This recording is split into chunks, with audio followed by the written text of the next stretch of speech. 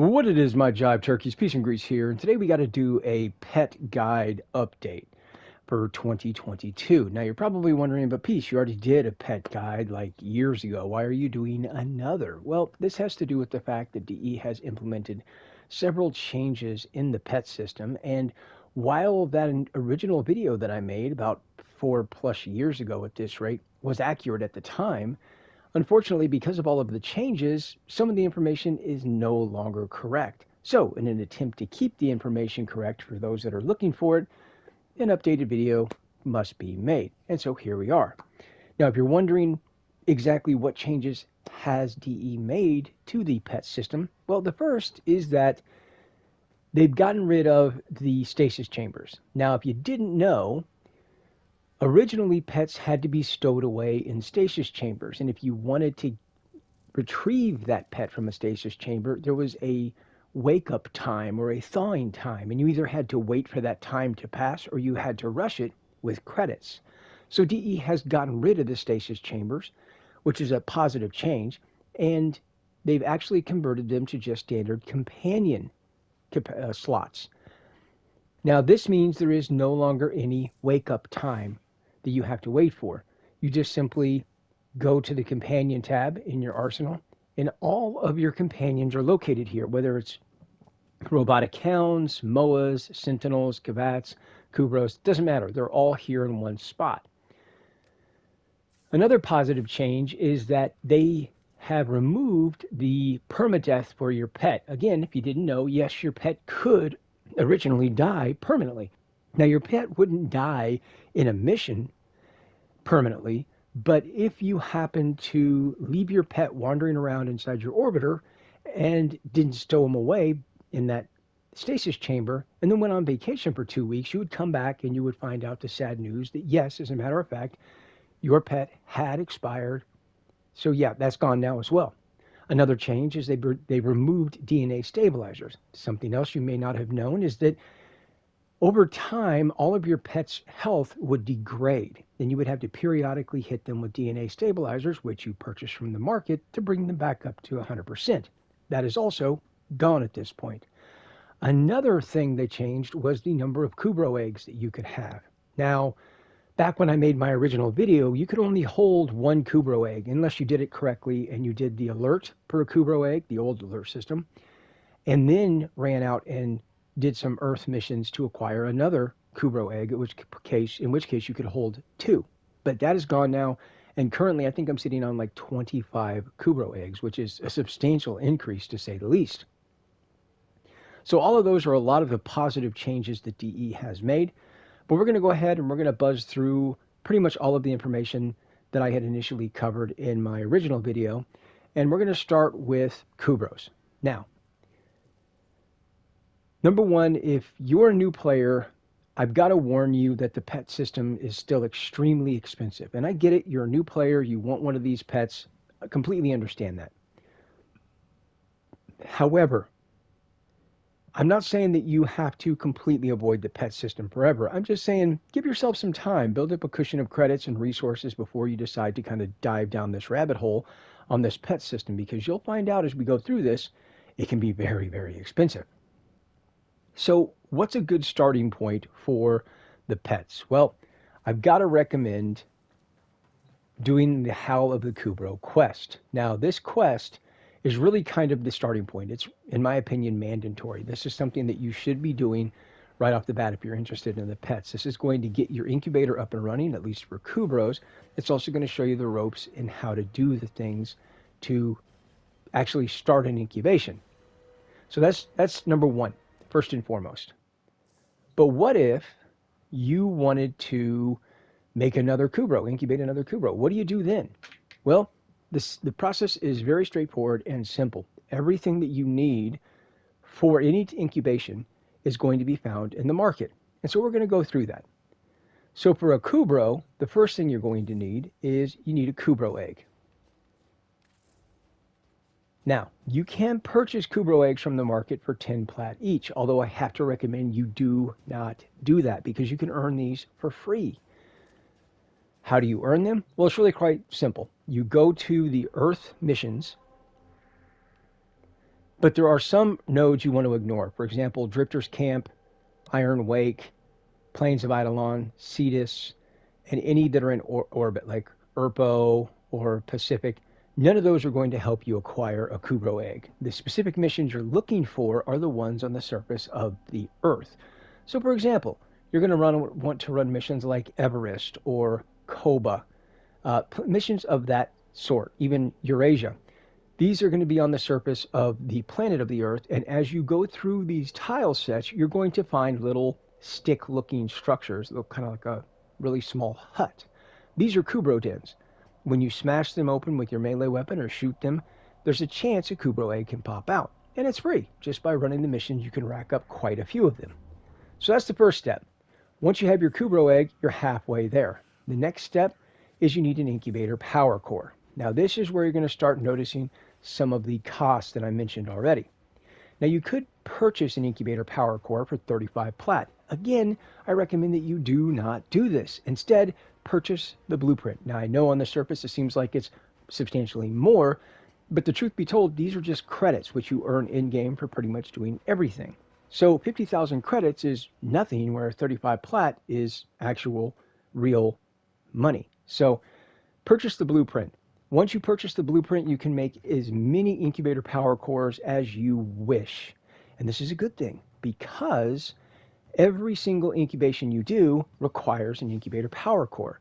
If you build an incubator power core and then you do an incubation on a Kubrow, for example, you burn up that incubation power core and you must build another one. Now, once you buy the blueprint, this doesn't earn you an incubator power core, as I said. But once you do buy the blueprint, you can then go to your foundry down the ramp just to your right, and you can go into your foundry and you can actually build an incubator power core. And that's going to run you an additional 100,000 credits, 4,500 nanospores, 2 control modules, and an argon crystal. And that's going to be required for each and every single incubator power core you build. So you're starting to see some of the costs, but we're really not even all the way there yet. You'll see shortly. Once you have your incubator power core and your Kubrow egg, you're set. You're simply going to go to your incubator. You're going to go to Kubrow breeding. You have your egg, check. You have your incubator power core, check. Begin incubation, and you're going to click begin random incubation. And as the name implies, random, you don't know what breed of Kubrow you're going to get. You don't know the size. You don't know the height. You don't know the fur pattern. It's completely 100% random. Now you'll notice the second box down here, combined incubation. Now this is specifically for the genetic imprints or templates. These are typically used for Lotus Kubrows. As you see here on Echo, she has got the Lotus emblem on her face. That is the identifying marker of a Lotus Kubrow. And these tend to be the most sought after Kubrows out there. You want them tall, you want them bulky. These are called Omega Kubrows. And you want that Lotus marking. The brighter and more rare the color of that fur pattern, the more you can ask in plat in trade chat. So these are typically used as combined incubation for refining those Lotus Kubrows. Typically, if you're trying to get yourself a Lotus Kubrow, essentially how it's going to work is if you only have one Lotus Kubrow imprint, you put it in slot 1 and then put whatever other Kubrow in slot 2. And this seems to improve your odds slightly. But again, it's a gamble. There's no guarantee you're going to get a Lotus Kubrow just by doing what I suggested. It's a gamble. So understand that. Your best bet, if you're bound and damn determined to have a Lotus Kubrow, is to get 2 Lotus Kubrow imprints and put 1 in each slot. But you do with that information what you will. If you really want to know more about combined incubation, I have a video about 2-3 years ago that I made all about combined incubation, everything in it that you need to know. Now, in my original video, I said that the Lotus Kubrow fur pattern is the rarest fur pattern of all of them. Now, I should have really specified that statement, because while it's true, many people took it to mean that it's rare in the sense of winning the lottery or winning a new car, for example, type of rare, which that's not this. A Lotus Kubrow fur pattern is rare in the sense of the other fur patterns. If you were to do 20 incubations on Kubrows, more than likely, probably 19 times you would see other fur patterns, and maybe once you would see a lotus fur pattern. So that's what I mean when I say rare. And I felt like I needed to specify that, because when I mentioned that in my first video, people messaged me like, "Oh, that was the first Kubrow I got, was a Lotus Kubrow." So yeah, there you go. Now let's quickly run down the different breeds of Kubrows. There are 5 total. First up, we have the Chesa Kubrow. Now, the Chesa Kubrow is essentially your retriever. If there's loot on the ground, your Chesa Kubrow will pick up a random piece and bring it back to you. Now, in my opinion, Chesa Kubrow should also break open containers, because if they're going to go for loot, chances are they're going to go for the loot in the containers as well, but sadly, that's not a thing. Next up, we have the Hurrah Kubrow, which is actually your stealth Kubrow. So if you have a frame that isn't stealthy at all, having a Hurrah Kubrow may be of benefit to you. Next up, we have the Raxa Kubrow, which it will howl and actually stun lock enemies, which is kind of helpful. Then we have the Sahasa Kubrow, which is actually going to periodically stop and just dig up random items such as ammunition, energy, health. So this can be very beneficial depending on what you're playing. And finally, we have the Sunika Kubrow. Now, the Sunika Kubrow can actually grapple single target enemies. And yeah, not really that helpful, if I'm completely honest. Now, that is all 5 of the standard Kubrow breeds. However, I would be remiss if I didn't mention the Helminth Charger. Now, the Helminth Charger can charge, as the name implies, into enemies and topple them over. It also has a proboscis on its tongue, so it can kind of reach out at a distance, latch onto enemies, pull them off their feet, and pull them towards it. This is very similar to what an ancient healer does. Now, what do you need to do to get a Helminth Charger? Actually, this is simple as pie. Everything that I just mentioned before for a Kubrow is exactly the same for a Helminth Charger, in that you need an Incubator power core, again, and a Kubrow egg. Now, at this point, you're probably thinking, well, it's exactly the same. It is, except for one factor, and that is you need a Warframe that has a cyst on its neck. Doesn't matter which Warframe, as long as it has a cyst. So I think my Lavos has a cyst, as it does. You can see there the pink pimple on its neck. That is a cyst. You need that if you want to incubate a Helminth Charger. Now, you're going to notice a change in Kubrow breeding with a Warframe with the cyst on its neck. You'll notice a whole new box appears down here. And that's because my Warframe has a cyst on its neck, so this option is now there. You have your egg, you have your Incubator power core, and you have a Warframe with the cyst on its neck. You can now drain that cyst into that Kubrow egg and Incubator power core mix, and let it incubate, and what will come out is a Helminth Charger. Just that simple. Very, very easy. Now, I do recommend to everybody that you keep a few Warframes around that have a cyst on their neck. And I can tell you right now, back in the good old days of Warframe, there used to be a system in which if you remove this cyst from your Warframe, or you use that cyst on your Warframe, you could actually run a mission with a Nidus, get a buddy to run with Nidus, and your Warframe could get another cyst on their neck. But this doesn't seem to happen at all, very much. Well, yeah, every time I'm sitting here running through all the times I ran through missions with my Nidus, trying to let my buddies who needed a cyst on their Warframe to get one, and I can't think of a single time that it worked at this point. So it may be very rare now. DE may have kind of dialed that back, because I know at one point people were really complaining about these cysts. So they may have completely removed it, or just really dialed it back so it's rare. Regardless, this does highlight my point, which is keep a few Warframes around that have a cyst on their neck. But do with that information what you will. All right, so with that being said, it's time to talk about the Kavats. Now, more than likely, if you're wondering about Kavats, it's because you probably don't have this Kavat breeding option.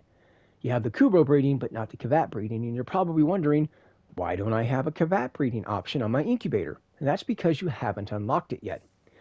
What you need to be able to unlock Kavat incubation on your incubator is you need a Kavat Incubator upgrade segment.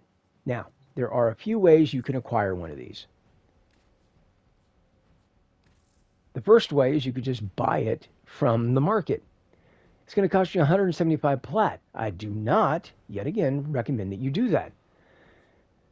Another way you can get a Kavat Incubator upgrade segment is you can go to your clan's dojo in the Tenno Lab, and if they've researched it, you can actually duplicate the research, bring it back to your orbiter, and you can actually build it in your foundry.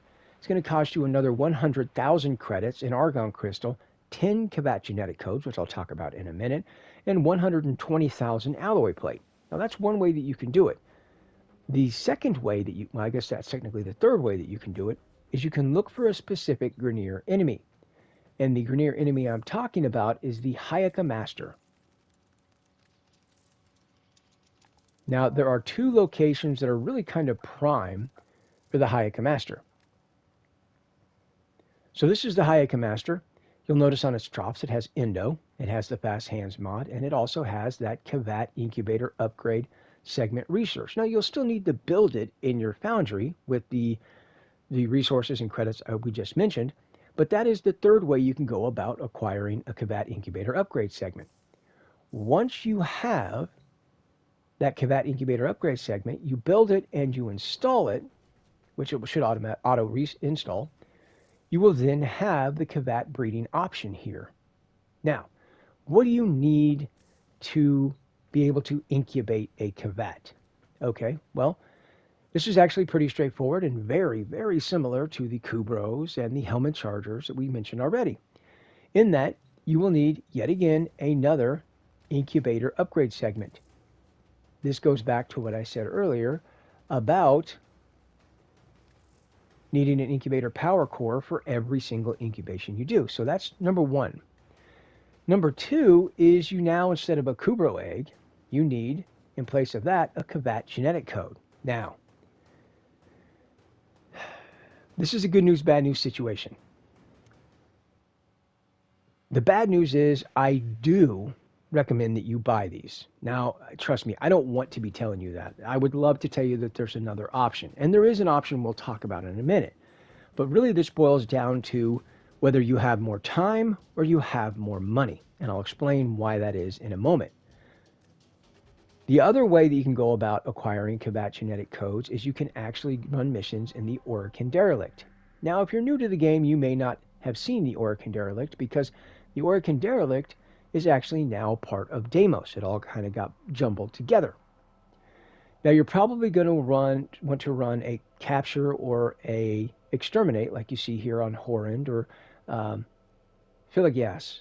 And so those are your two best options. Now, why am I suggesting these? Well, because you're going to want to be able to roam around in every single room with your codex scanner equipped. Now, why would you have to do that? You're doing that because there are wild feral Kavats that are invisible that are roaming around on the Orokin Derelict missions, like Horrend and this Exterminate mission I mentioned already. The other thing you're going to want is a Warframe that can kind of freeze enemies, shut enemies down, and pause them for a few seconds. So Warframes like Ivara, for example, or another Warframe like Harrow, or countless other Warframes that can kind of lock enemies down. Now, the reason you want this is because you're going to be wandering around every room, looking through your codex scanner for invisible feral Kavats, and when you come across them, you're going to use your Warframe abilities to kind of shut down the enemies and pause them, and you're going to just start scanning every invisible feral Kavat you see. Now, why are you doing this? Well, you're doing it because you have a chance, a very small chance, of being able to get a Kavat incubator, Kavat genetic code for each feral Kavat you scan. Now, at this point, if you're thinking, well, if I scan 10 or 20, that'll easily give me 10, right? Right? No. I wish that were the case. I really do. Chances are if you scan 10 to 20, you probably will get one at best. Probably none, if I'm being completely honest. So, again, this is why I say that if you have more time, this may be an option for you. Just run this mission over and over and over until you hate it. If you have more money than time, then purchasing those Kavat genetic codes is probably far simpler. So whichever you choose, do what you will. It's important to keep in mind that back when we had the old alert system prior to Nightwave, there was actually once a week a mission that contained several Kavat genetic codes as well as a different one that had a Kubrow egg. And every week you can run it for those Kavat genetic codes. But once we got the not so new alert system, Nightwave, that was killed off. And sadly, DE has been resistant to any kind of discussion of putting Kavat genetic codes in the credit offering. So sadly, these are your only two options to really earn Kavat genetic codes. Buy them or grind your brains out endlessly on these Orokin derelict missions. You choose. But once you have those, you're ready to incubate a Kavat.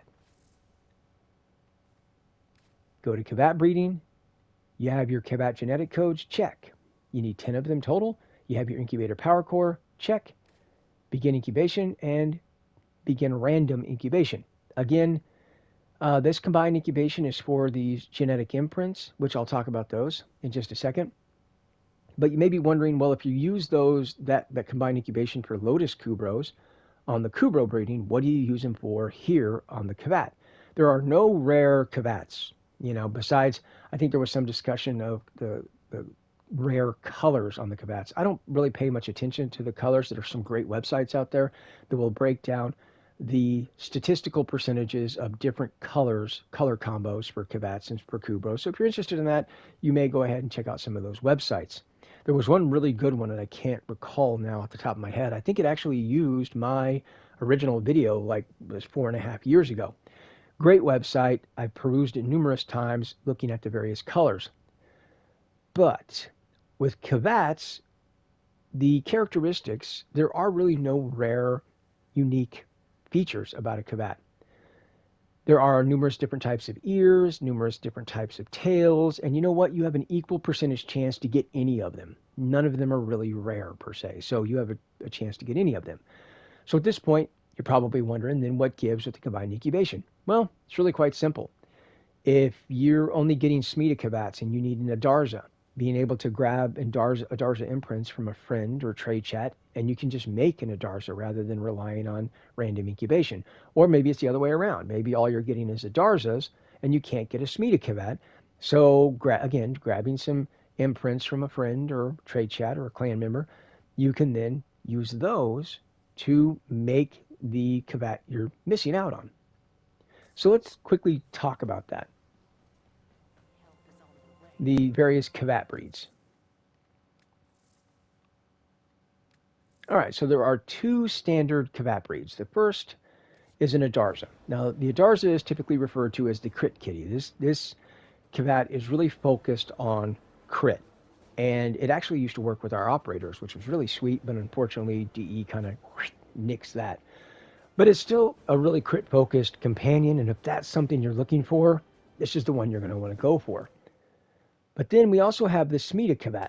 Now, the Smita Kavat has got a lot of buffs. The one most notable is that it can double your resource drops if you get the buff. Now, with that being said, a really good plan of attack, if you're needing resources and you want to go in with like a Necros, for example, and do some heavy farming, having a Smita is a must, in my opinion. I know some people would differ, but let me give you an example. Excuse me. Let's say you're trying to farm Cetus Wisps out on the plains of Eidolon, and we all know you pick up one of those, you only get one, right? Well, if you happen to have a Smita with you and you get that buff, you now get two for each one you pick up, as long as that buff is in place, is active. Now, let's look at this from a different perspective. What if you have a resource booster and you get the Smita buff? That means you get two for your booster and picking up that wisp for that one wisp, but then you get another two because that Smita buff is going to double it, so now you're getting 4 Cetus Wisps for picking up one. Big difference. Hence why a lot of people kind of look at this as a farming kitty more than anything. But with that being said, there are a lot of other perks and buffs that this Kavat can bestow upon its master. So some of them not so good, but some of them are actually pretty damn good. It's worth checking out for sure. Now, There is an oddball Kavat, which we'll briefly kind of touch on, and that is the Vasca Kavat. Now, the Vasca Kavat is a vampire kitty, and let's just say the process of acquiring one of these is kind of, well, just silly. So I'll quickly run down what you're going to do. What you need to do is you need to have a Kavat that has 2 scans left. In fact, let me do this.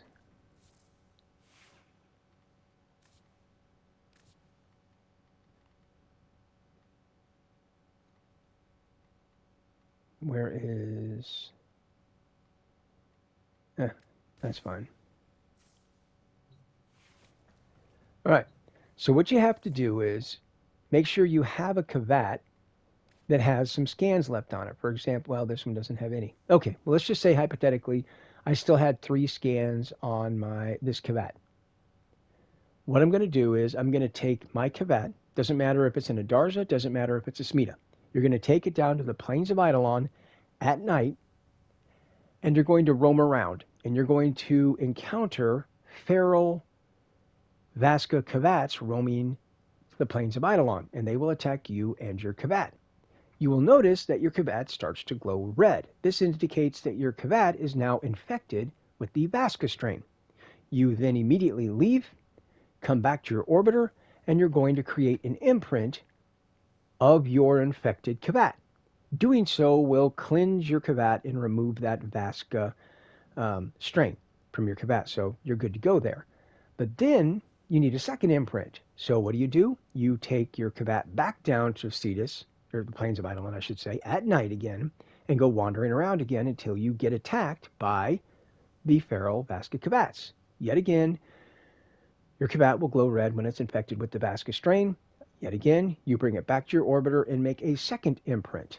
At that point, it's really quite simple. You're going to take those 2 templates that you created of your infected cat, and you're going to put one in slot 1 and the other in slot 2 and hit incubate. When you wait it out, the resulting pet will be the Vasca Kavat. Just that simple. Now let's quickly talk about imprints. I have people ask me this all the time. Again, everything you're going to need is in the companion tab. Don't go into the subsections here. Just go straight to the companions tabs, and you will find the genetic code template. This is what you're looking for. Now, you can't buy them for 15 plat each. Again, I do not recommend that you do that, and instead you buy the blueprint for 50,000 credits. This means you can make as many imprints as you want from this blueprint, which is exactly what you're looking for. You pay the 50,000 credits, you get the blueprint, you go to your foundry, again, down the ramp to your right, and you build your imprints. And the imprints are going to cost you 10,000 credits, 700 nanospores, 300 circuits, and 1 control module to build 1 imprint. And you make as many of those as you want, and you have your imprints. Just that simple. Now, I feel like I really need to kind of touch on the Predasite and the Vulpaphylas. The Predasites and the Vulpaphylas do not use the incubator. So these guys are unique to Deimos. So you don't use your incubator in your orbiter to actually incubate these guys. These are strictly on Deimos, and specifically the sun character on Deimos. So what you're going to have to do is I actually have several videos on grabbing some of these Predasites and Vulpaphylas. You want to make sure they're damaged. I normally wait for them to get down by the infested, and then I swoop in and collect them. Now you have to rehabilitate them because they've been injured, so you have to rehabilitate them. But to rehabilitate, my tongue's going to work, but to rehabilitate them, you need some mutagens and you need some antigens. Now, what you're going to need is to get, again, you're standing up with the sun character so you can purchase the blueprints in his inventory. He will have several mutagens and several antigens, and what these will do is they will change the appearance of your base Predasite or your Vulpaphyla. So as such, you're going to need 1 antigen and 1 mutagen, depending on what kind of look you're going for. Obviously, the more rare or higher cost mutagens and antigens have kind of a more unique appearance changing factor on your Predasite or Vulpaphyla. You then buy the blueprints from the sun character, come back to your orbiter, build them, and then go back down to Deimos to the sun character, select the critter that you want to rehabilitate, be it Predasite or Vulpaphyla, and then select whatever antigens and mutagens you have built in your inventory, apply them, boom, you get your Predasite or your Vulpaphyla. Just that simple. So again, neither of these use your incubator, so there's no way for you to, kind of incubate a Kavat or, Predasite or Vulpaphyla. So there you have it. That is the pet guide for 2022. Hopefully it helps you out. Let me know if you have any questions down in the comment section. And until next time, peace out.